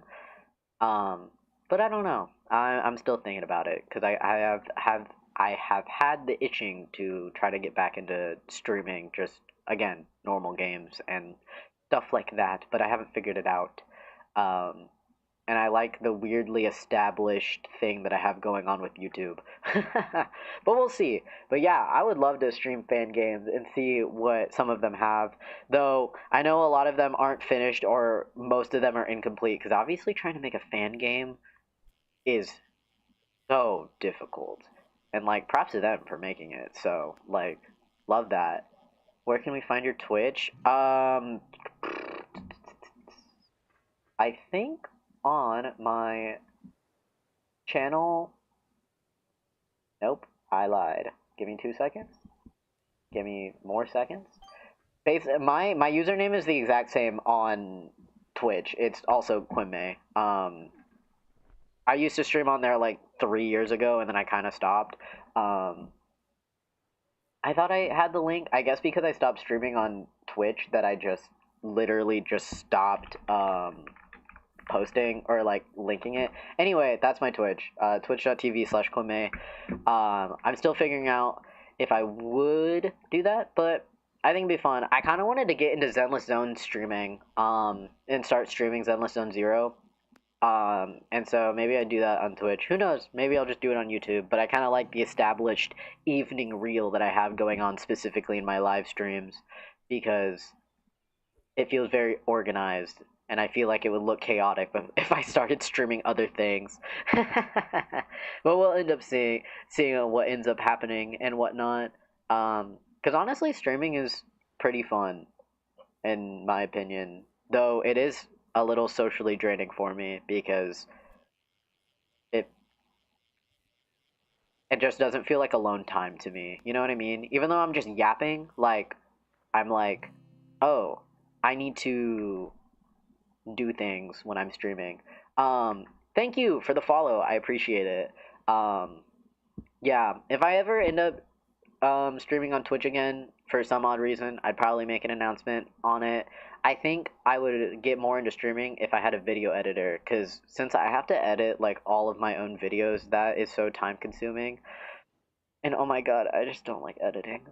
Well, I do and I don't. I talked about this in the last broadcast, but anyway, uh,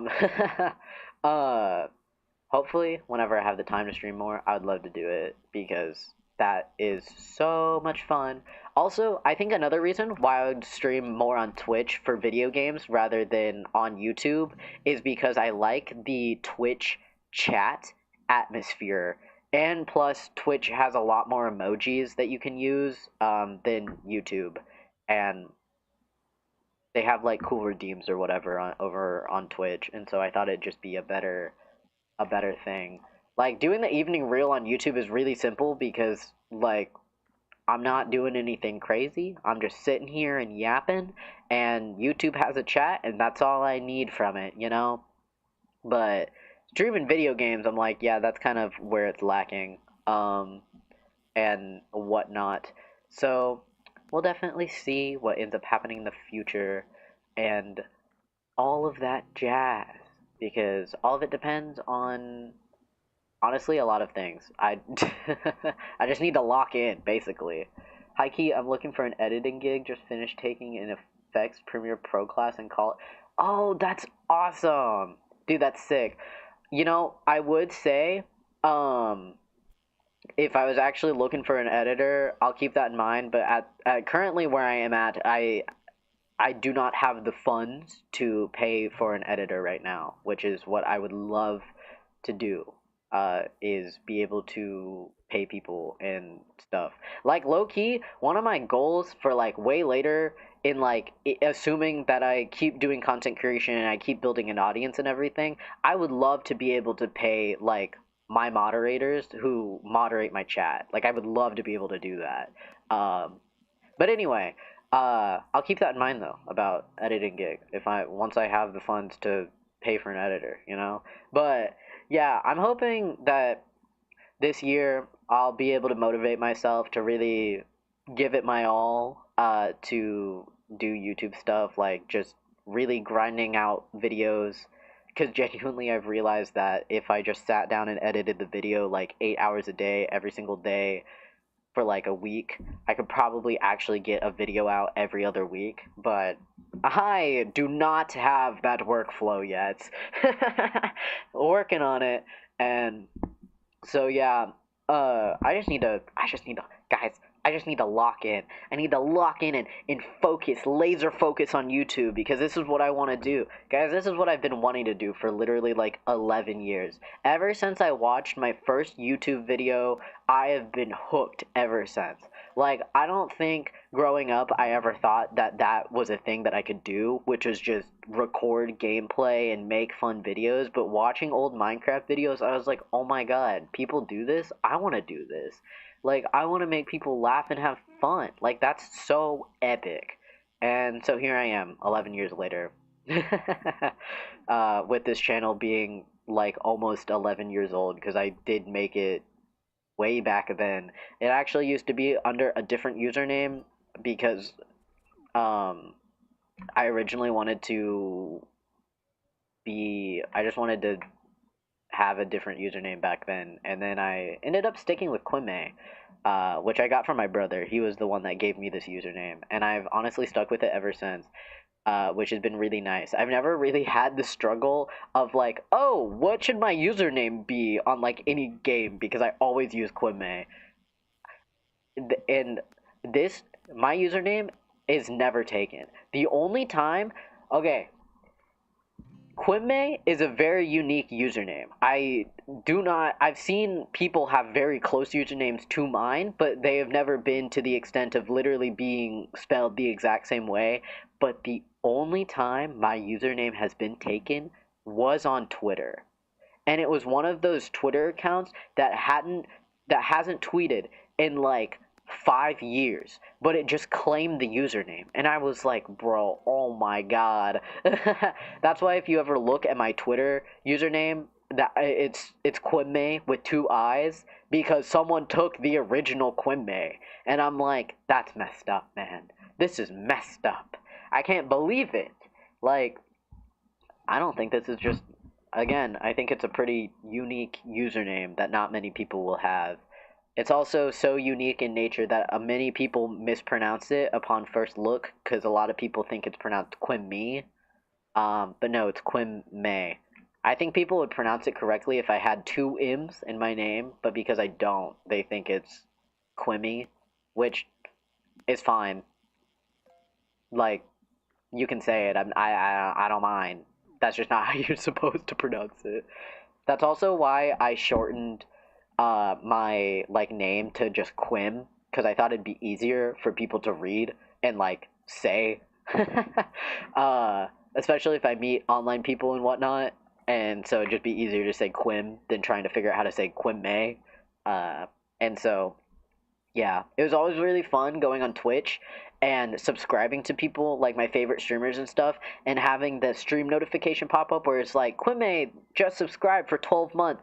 And then it's like there's a split second of confusion as they look at it and try to figure out how to pronounce my username. And they always end up saying Kwimei. I think I've heard some variations, but I can't remember off the top of my head. But they're always so funny to me where like they actually just look really confused. But honestly, I'm really bad at pronouncing usernames.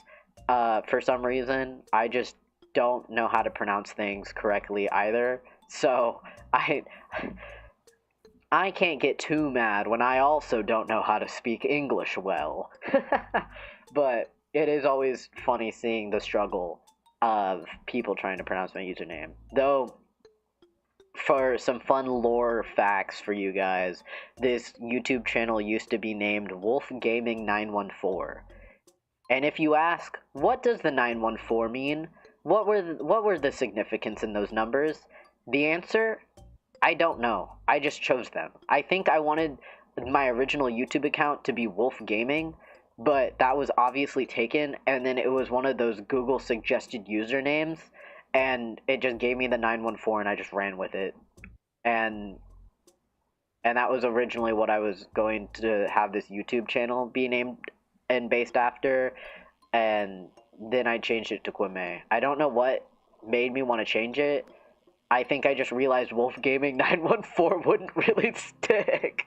And so I was like, I should just do Kwimei because that's already my Minecraft username. And guys, wow. Back then in 2011, I was low-key official with my Minecraft skin because I literally went to Planet Minecraft and asked some guy to make me a custom skin, which no one else really uses in Minecraft, which I'm very happy about, honestly. But I literally have like an old Minecraft custom skin made by this guy on Planet Minecraft named Choplax. Still remember him, uh, and his username. He was a really cool guy. We were like friends on Planet Minecraft and would talk to each other.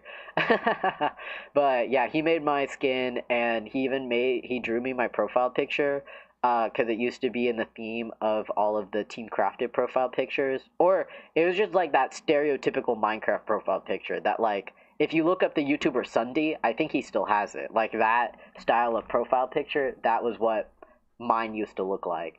This is crazy that Sunday still uses that same. Oh my god, he still uses the same profile picture and banner. Oh my god. That's actually insane. Sunny is doing very well for himself. I think he is the only surviving Minecraft. Well, he doesn't upload Minecraft anymore, but he, like, actually survived the Minecraft purge. But he makes Among Us and Roblox content, so I mean, good for him. He's supporting his family, and I love that for him. But yeah, that style of his profile picture, that's what mine used to be. And now it's now my profile picture, I asked my friend to do it, and it's of me and my dog. That's, if you see the dog on top of my head, that's my dog. Though I've been meaning to get a new profile picture for YouTube. I just don't know what it will be yet. I don't, if you can't tell from my YouTube, I don't have a cohesive theme. Not like I need one, but I don't have anything. Fun fact: the banner, my YouTube banner, I drew that. I mean, you could probably just tell by looking at it that it's hand drawn. But I did draw it myself. I think randomly one night I was really bored and I wanted to draw something, and so I threw that together. And now it's like my banner on YouTube and Twitch. But I really like it, low key, how it turned out. Like even though I don't have like I'm not the best at art, I genuinely think that turned out really well. And so I personally really like it. But yeah, I was debating on either using my web fishing avatar as my new profile picture or like trying to draw my own thing, but I'm not too sure. And so we'll end up seeing. I almost got one of my friends, she's an artist, and she almost drew me like a fun PNG tuber because I at one point when I used to stream on Twitch wanted to become like one of those. I think it would be fun for me to be a VTuber, low key. Uh, I have thought of VTuber designs if I were to ever get into that, and so maybe at some point, because I don't know if I'd ever do webcam related stuff, which is obviously why I don't have webcam. I think I would feel better doing a VTuber type thing, a VTuber model or a PNG tuber, one of those little guys. So yeah, I think it'd be really fun um, to do. Also, wow, it's almost been 2 hours. I will have to say, which has been really nice because this was the whole point of why I started doing the evening reel and kind of set myself an allotted hour to 2 hours to do this, is so I could build my endurance to stream, basically. Which is why, if you ever look at my lives for the evening reel, why they progressively get longer and longer, because I started to get more comfortable with that. Also, engaging with you guys makes it very easy for me to like keep broadcasting, obviously, since I get to bounce off of what you guys are saying and everything, which has been very nice. And so yeah, I'm glad that these broadcasts are getting longer. Though, since they are getting longer, I was low key thinking about pushing the timing that they start back. So instead of 7 p.m., I would do 6 p.m. because now, anytime when I end my broadcast, since most of my lives almost are like 2 hours long now, that it's kind of late into the evening, and I need them to not be as late.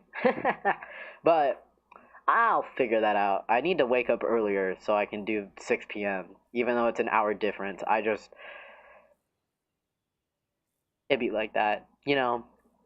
But yeah. So we're gonna catch this last fish, and then I'm gonna wrap up the broadcast so we can do a little bit of gambling and stuff like that. So let's get this fish, and I will throw the web fishing mods that I'm using into the description. I kind of forgot to do that before I started streaming, and so that's my bad, but I could probably just add it very quickly right now.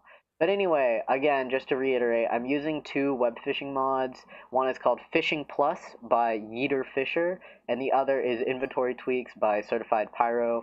I will put the links in the description once this broadcast is over, if you want to check them out. And I plan on installing more mods later in the future once they all get updated. So actually, let's not sell our bait first. I'm gonna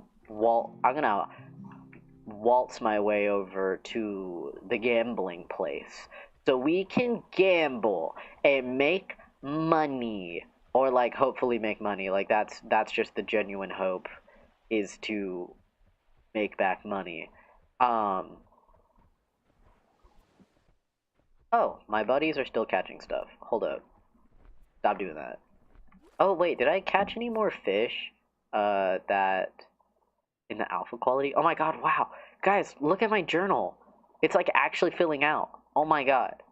Wait, I have the same amount of progress for freshwater and saltwater. Wait, no I don't. It's just not updating when I change. Okay, never mind. I'm delusional. So freshwater, we got that, and then saltwater, we're getting there. We're almost 100% opulent. What am I missing for opulent? Let's go take a peek. The golden manta ray, my worst nightmare. Okay, we're getting there, and then these rare fish are going to legitimately be the death of me. This fish right here, the lead, I don't know how to pronounce this fish. This fish right here will be the death of me. Listen, I've caught one of these things, and I've been playing this game for 97 hours. To be fair, I don't really check for rain that often, which is my fault. But anyway, let's sell everything that we got. Wow, I doubled my income by using the little buddies, because normally at the end of these broadcasts when I sell stuff, I normally make like 20 to 30,000, and that was 50. God dang. No, literally evil fish. I'm like, bro, can't I just catch you in normal quality? Because literally, I am so close to getting the achievement for catching all fish in normal quality. I am literally missing this one fish. Grr, grr. Maybe at some point I'll get that fish. But anyway, enough being mad. It's time to gamble. We always gamble here at the very end of the evening reel for funsies, you know. Try to see if I can get the, what is it? The grand prize? Oh, wait. Let's open these treasure chests first. I like that they're stackable now. But we're going to open these scratch-offs and hope that we can make our money back. And by our money, I mean my money, because I spent my money on this, because this is my game. But without further ado, let's do the first one. For the first one, we have 29, 4, 7, 33, and 24. I'm hoping to make back $1,750, as that is how much I spent on these 5 scratch-offs. And the first one is a bust, but that's okay. That's fine. Nobody panic. It's fine. No one freak out. It's fine. Alright, second scratch off. We have 9, 21, 14, 32, and 46. Let's see what we have going on here. Come on, big money. Let's win at least something. I don't even mind if I win $100 as long as I win something. Ooh. Okay. Awkward. Didn't win the second one. But you know what they say. And I say this every time that we lose the first two. Third time's the charm. Third time's the charm. Yes, yes, that's the saying. So, let's rip into it. We have 17, 49, 19, 35, and 24. Let's see, come on, at least $100. I would even be fine winning $50. Something small. As long as we win. I take the little wins. Okay? Awkward. Okay, we have 2 more. Guys, do not panic. Don't worry. Guys, watch this. I'm literally going to hit the jackpot right now. Watch this. 43, 7, 47, 19, and 14. Literally, guys, you don't even know I'm about to win the $100,000 right now. Right here, right now. Watch this. Bang! Holy moly! Wait. God. Wait, that wasn't the jackpot, but I will take the 3 wins on this one scratch off that basically made up for the other 3 scratch offs. So how much did we make? So 500, 250, 850? Guys, we made 850 from one scratch off. Now, if somehow in this 5th scratch off I could win $1,000, then we will have made my money back from buying these scratch offs. So let's see. This is the very last scratch off that I have for today's broadcast, the 5th one. Let's see. 30, 31, 47, 41, and 43. Let's see. I just need to win $1,000, and then we'll make up the money. That's all I need. No freaking way did that just happen. Guys, am I like a prophet or something? Like, what's happening right now? That's insane. We made the money back though. We made $100 back because I spent $1,750. I'm pretty sure. Unless I'm forgetting the number and I've just been saying the wrong number for the past like 15 billion broadcasts. Nope, it's 1,750. We made $100 in profit. Let's go! Yippee! Yippee! Oh my god, that was epic. I can't believe webfishing gave that to me. Low key, I didn't expect to actually win $1,000 in that last scratch off. I mean, hey, thanks webfishing. Thanks live developer, man. Thank you. I'll take that small win.